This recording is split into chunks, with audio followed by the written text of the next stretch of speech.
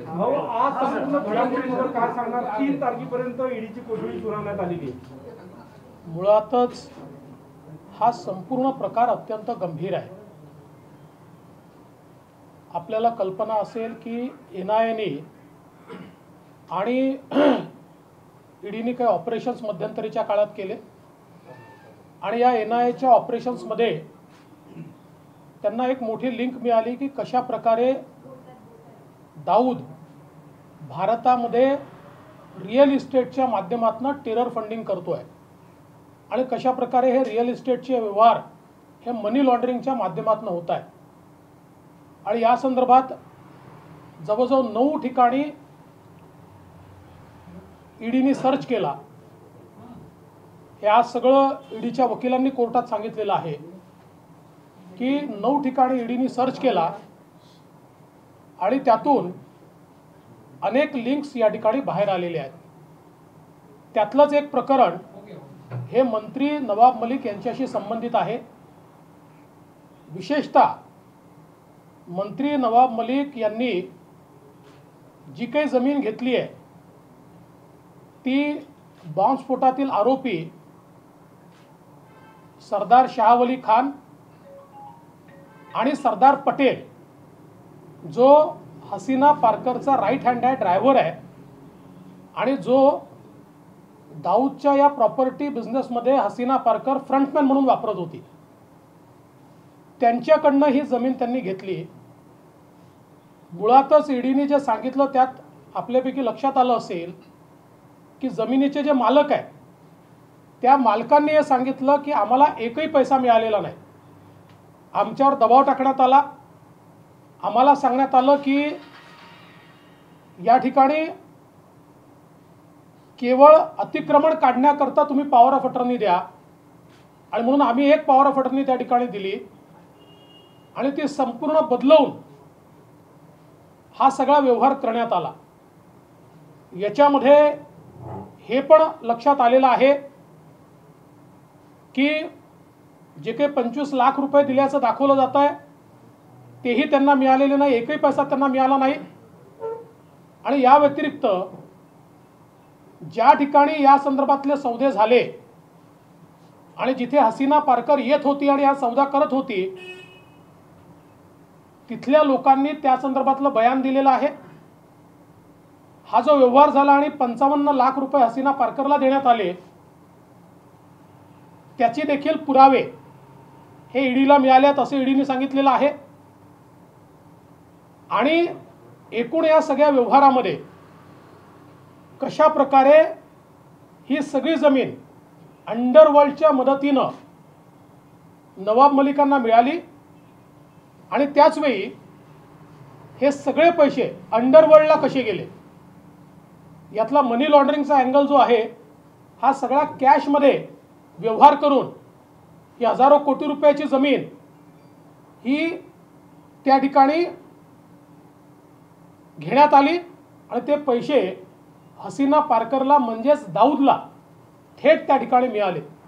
आता यातनं प्रश्न एवढाच उपस्थित होतो की एखाद्या मंत्र्याने किंवा मंत्रिपदावर राहिलेल्या व्यक्तीने या ठिकाणी मुंबई बॉम्बस्फोटाच्या आरोपीकडनं जमीन विकत घेण्याचं कारण काय आहे? ती त्याची जमीन नसताना विकत घेण्याचं कारण काय आहे?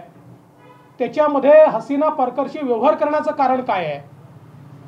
एकीकडे या व्यवहारानंतर म्हणजे हा जो व्यवहार झालेला यानंतर मुंबईमध्ये 3 वेळा हल्ले झाले आहेत आणि बॉम्बस्फोट झाले आहेत.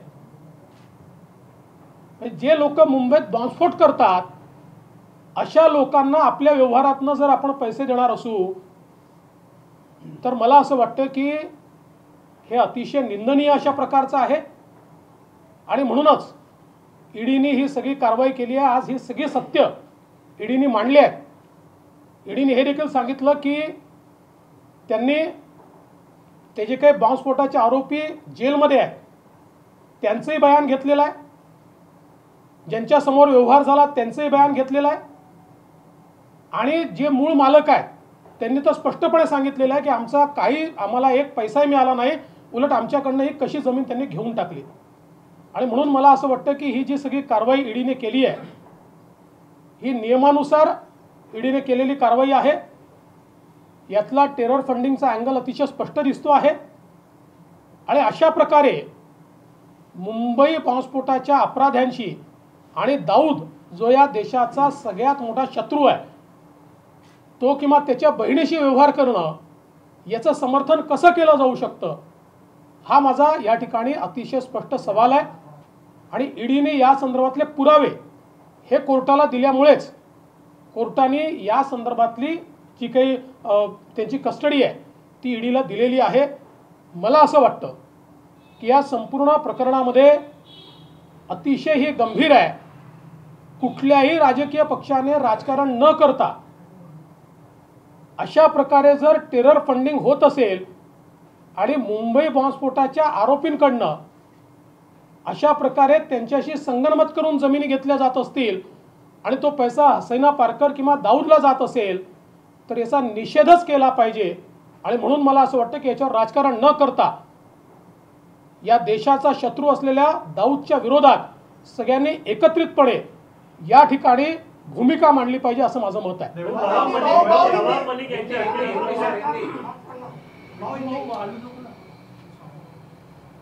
महाराष्ट्र के मंत्री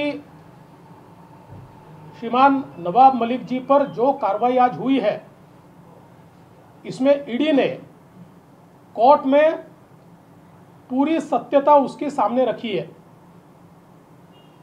ये करोड़ों रुपए की ज़मीन, सैकड़ों करोड़ या हज़ार करोड़ रुपए की ज़मीन किस प्रकार से अंडरवर्ल्ड के माध्यम से नवाब मलिक इन्होंने खरीदी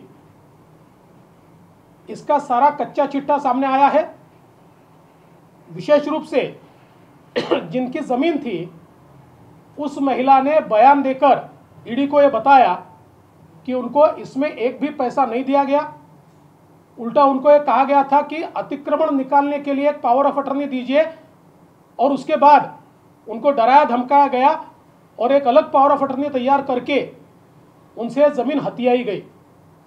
इसमें महत्व का मुद्दा यह है कि ये ज़मीन जो ली गई है जिन्होंने इस ज़मीन को हथियाया और वो पावर ऑफ अटर्नी के माध्यम से अपना नाम उस पर क्रिएट किया वो एक शाह वली खान है जो मुंबई बम विस्फोट के आरोप में जेल में है और उनको उम्र कैद की सजा हुई है.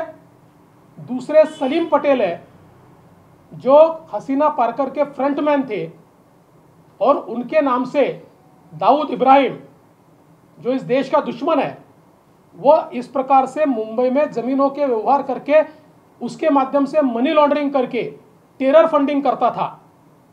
और इस मामले में जब कुछ लिंक्स ये एनआईए को मिले और ईडी को मिले तो उन्होंने इब्राहिम कास्कर जो दाऊद इब्राहिम का भाई है उसको भी अरेस्ट किया और इन सारे लिंक्स को एस्टैब्लिश करते हुए ये उनके ध्यान में आया.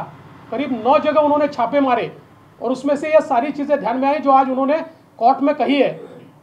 इस मामले में ये हज़ारों करोड़ रुपए की ज़मीन मात्र 30 लाख रुपए में खरीदी गई लेकिन वो भी पैसा ज़मीन के मालिकों को नहीं गया. और ईडी ने यह भी बताया कि इसमें 55 लाख रुपए ये सीधे हसीना पारकर को मिले जो दाऊद की बहन थी और उसका सारा रियल एस्टेट का बिजनेस यहाँ पर संभाल रही थी. और जहाँ दिए गए और जिसने दिए इन सब ने उसके बारे में पुख्ता बयान दिया जो आज कोर्ट के सामने भी आया है. तो सवाल ये उठता है कि इस प्रकार से हमारे देश के दुश्मन के साथ व्यवहार करने का कारण क्या है. राज्य के एक मंत्री और उन्होंने ये व्यवहार करने के बाद और ये 55 लाख रुपए देने के बाद आप देखिए उसके बाद में 3 हमले मुंबई पर हुए, बम विस्फोट मुंबई में हुए हैं. तो ये हसीना पारकर को जो पैसा गया किसको गया? ये दाऊद को पैसा गया. और ये किस लिए गया? उनकी उन्हीं एक्टिविटीज़ के लिए गया जिन एक्टिविटीज़ के तहत इस देश के अंदर उन्होंने बम विस्फोट किए और ये सारी चीजें कोर्ट के सामने ईडी ने रखी है। इतना ही नहीं तो ईडी ने जेल के अंदर जाकर मुंबई बम विस्फोट के आरोपी का बयान भी लिया है, जिसमें उन्होंने ये सारी बातों को माना है और इंडिपेंडेंट गवाहों ने भी इसकी पुष्टि की है। इसलिए शायद ये सारे तथ्य सामने आने के बाद आज ईडी के कोर्ट ने मंत्री श्री नवाब मलिक इनको 3 तारीख तक कस्टडी दी है। ये बहुत संगीन मामला है। देश के दुश्मनों के साथ व्यवहार करने का कारण क्या है? ये कोई राजनीतिक मामला नहीं है। राजनीति में हम एक दूसरे के ऊपर छीछालेदार करते रहेंगे, लेकिन अगर कोई देश के दुश्मन के साथ सौदा करता है और सारा रिकॉर्ड पर है और ऐसा रिकॉर्ड पर सौदा होता है और साथ में सीधे पैसे अगर हसीना पारकर को वहां मिलते हैं, दाऊद को मिलते हैं, तो मुझे ऐसा लगता है कि ईडी को यह कार्रवाई करनी पड़ेगी और सभी राजनीतिक दलों ने इस कार्रवाई का समर्थन करना चाहिए, क्योंकि इस प्रकार से अगर अंडरवर्ल्ड के साथ सीधे व्यवहार होते रहेंगे और जो लगातार ये बात कही गई कि पिछले समय दाऊद ने देश के अंदर जितने बम विस्फोट किए, भले ही आईएसआई की मदद से किए होंगे, लेकिन उसका टेरर फंडिंग उसने इंडिया में ही जमा किया और इस प्रकार के डील से ही जमा किया। इस प्रकार से अंडरवर्ल्ड के ऊपर और बड़े पैमाने पर उस जमाने में जो व्यवहार जमीनों के किए गए अंडर वैल्यूएशन करके और उसमें जो ब्लैक मनी दिया गया, वो ब्लैक मनी ये टेरर फंडिंग में इस्तेमाल किया गया। और इसलिए मुझे लगता है कि आज की जो कार्रवाई है उसको कोई तरीके से राजनीतिक कार्रवाई नहीं कहा जा सकता। देश के दुश्मनों को अगर कोई मदद करता है तो कार्रवाई करनी ही पड़ेगी और वो कार्रवाई की गई है। तुम्ही आता पत्रकार परिषद घेऊन सगळ्यात आधी तुम्ही खुलासा केला होता, तुम्ही काय पुरावे ईडीकडे दिले होते का तेव्हा? माझ्याकडे जे कागदपत्र होते ते सगळे मी ईडीलाही पाठवले होते, एनआयलाही पाठवले होते, सीबीआयलाही पाठवले होते। मी त्यावेळेसच घोषित केलं होतं की याची कॉम्पिटंट अथॉरिटी कोण आहे मला माहिती नाही आणि मी जे काही कॉम्पिटंट अथॉरिटीज आहेत त्यांच्याकडे जे माझ्याकडे होतं ते पाठवून दिलं होतं। नवाब मलिक यांच्या अटकेनंतर महाविकास आघाडी नेत्यांच्या ज्या प्रतिक्रिया आहेत, जे वक्तव्य आहेत, त्याचा सूर असा आहे की ही अटक म्हणजे एक षडयंत्र आहे आणि त्याचा रूप जो आहे तो भाजपवर आहे।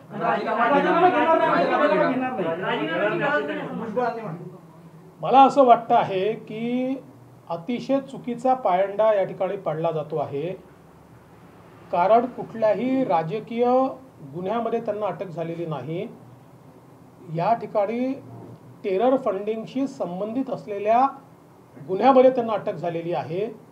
एनआयएने एफआयआर केलेला आहे, ईडीने मनी लॉन्ड्रिंगमध्ये अटक केलेली आहे।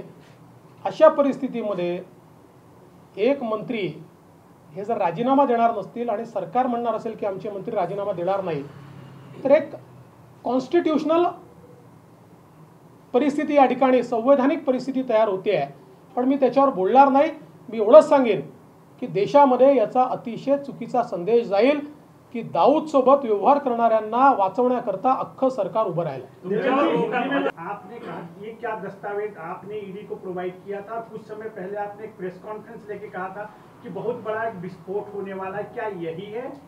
देखिए मैंने सर इसी से जुड़ा हुआ दूसरा सवाल है कि अभी सरकार के नुमाइंदे कह रहे हैं कि नवाब मलिक को इस्तीफे देने की जरूरत नहीं है। इन दोनों प्रश्नों को हिंदी में बताएं। देखिए मेरे पास जो कागजात थे वो कागजात ईडी, एनआईए, सीबीआई सारी कॉम्पिटेंट अथॉरिटी को भेजे थे।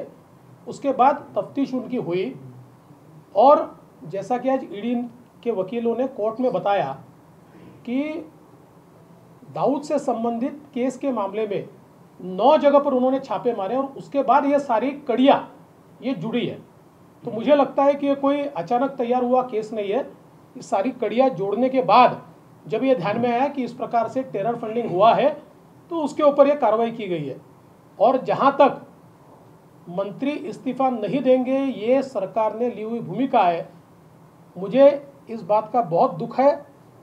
राजनीति का स्तर अगर इतना गिरेगा तो इससे बहुत एक बैड प्रेसिडेंट हम लोग क्रिएट करेंगे कि दाऊद जैसे देश के दुश्मन को मदद जिनके माध्यम से हुई, उनको बचाने के लिए और उनका मंत्री पद बचाने के लिए पूरी सरकार उनके पीछे खड़ी है। मुझे लगता है की इसका देश को जवाब इस सरकार को देना पड़ेगा। संजय राऊत म्हणाले की हे एका प्रकारे अफजल खानने पाठीवर वार करण्यासारखं आहे आणि खरा हिंदीसोबत लढण्यामध्ये आहे।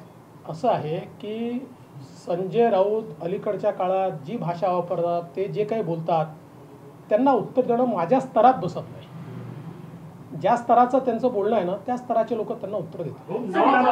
नवाब मलिक के बारे में यूपी तक बात पहुंच गई। अखिलेश यादव ने कहा कि भारतीय जनता पार्टी जब बौखलाती है तो झूठे गवाहों को खड़ा करके झूठे आरोपों को लेके जांच एजेंसियों को सामने लाती है। और पवार जी ने भी ममता से बात की। पूरी चीजों को आप किस तरीके से देख रहे हैं? देखिए, पहली बात तो मैं आपको बता देना चाहता हूँ कि ये बौखलाहट बोल रही है, क्योंकि ऐसे मामले में उनके लोग आज पकड़े गए हैं कि जिसमें देश के साथ धोखा हुआ है, और इसलिए उनकी बौखलाहट बोल रही है। और जहाँ तक झूठे गवाह वगैरह ये सारी चीज़ें जो कही जा रही है, कुछ दिनों में मैं खुलासा करने वाला हूँ। अभी आपको बोल देता हूँ कि किस प्रकार से महाराष्ट्र सरकार झूठे गवाह तैयार करने का षड्यंत्र रच रही है। इसका खुलासा कुछ दिनों में मैं ही कर दूंगा। अभी तो आप इस केस के ऊपर अपना लक्ष्य केंद्रित कीजिए। मराठीत असं आहे की तुम्ही जे म्हणता आहे की खोटे साक्ष, खोटे गवाह वगैरे, या संदर्भात अतिशय स्पष्ट केस ही ईडीच्या वकिलांनी ठेवली, म्हणूनच 3 तारखेपर्यंतची कस्टडी मिळालेली आहे। आणि येत्या काळामध्ये लवकरच महाराष्ट्र सरकार कशा प्रकारे खोटे लोक तयार करतात, खोटे गवाह तयार करतात, आणि कशी सरकारची यंत्रणा ही खोटेपणा करून लोकांना फसवण्याचा प्रयत्न करतात, नेत्यांना फसवण्याचा प्रयत्न करतात, याचे काही खुलासे मी लवकरच करणार आहे। पण आज तो विषय नाही, म्हणून आज त्याच्यावर मी बोलणार नाही। आज मी हा विषय महत्त्वाचा आहे, देशाच्या सुरक्षेशी संबंधित विषय आहे, आणि अशा विषयामध्ये राजकारण होऊ नये असं माझं मत आहे। नवाब मलिकांच्या राजीनाम्यासाठी भाजप आंदोलन करणार आहे का? असं आहे की भारतीय जनता पक्षाचं तर मत हे आहे की आम्हाला राजीनामा मागायची वेळच यायला नको। इतका गंभीर आरोप लागल्यानंतर मंत्र्यांनी राजीनामा दिलाच पाहिजे। पण हे नक्कीच आहे की या सरकारचा चेहरा भारतीय जनता पार्टी पूर्णपणे बेनकाब करेल। त्या संदर्भातला भारतीय जनता पक्षाचा जो काही निर्णय असेल तो आमचे अध्यक्ष चंद्रकांत दादा पाटील घोषित करतील।